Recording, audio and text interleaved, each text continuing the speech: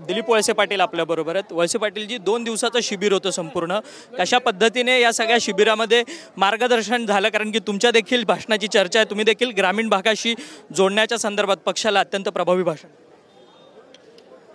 मी असं आहे की विधानसभेच्या निवडणुकीच्या नंतर येणाऱ्या नागरी भागातल्या इलेक्शनच्या निमित्ताने आणि पक्षाच्या संघटनेच्या पुनर्रचनेप्रमाणे कार्यकर्त्यांची मतं समजून घेण्यासाठी हे शिबिर आयोजित केलेलं होतं। हे शिबिर अतिशय छान पार पडलं, कार्यकर्त्यांची उपस्थिती चांगली होती, वक्ते चांगले बोलले।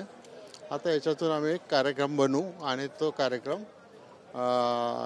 निश्चित प्रकारे पुढच्या निवडणुकांसाठी उपयोगी पडेल। सर, पण धनंजय मुंडे भाषणाच्या दरम्यान एक महत्त्वाचं वक्तव्य बोलून गेले की 2019ला जो पहाटेचा शपथविधी झाला त्यावेळेस अजित पवारांना शपथ न घेण्यासाठी मी अडवलेलं होतं, तो एक षडयंत्राचा भाग होता, त्यात सुनील तटकरे देखील साक्षीदार आहेत असं त्यांनी एक गौप्यस्फोट केला। मला माहिती नाही, तर इथं उपस्थित आहेत त्यांना विचारा तुम्ही।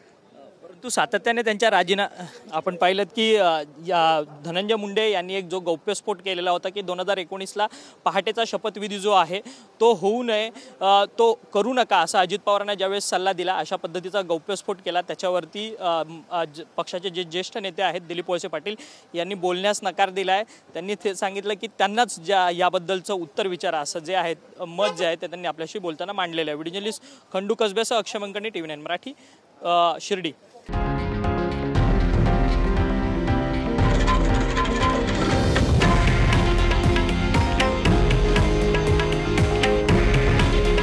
हे आहे देशातील नंबर 1 न्यूज नेटवर्क आणि आपण पाहत आहात TV9 मराठी। काळजी तुमची, हित महाराष्ट्राचं।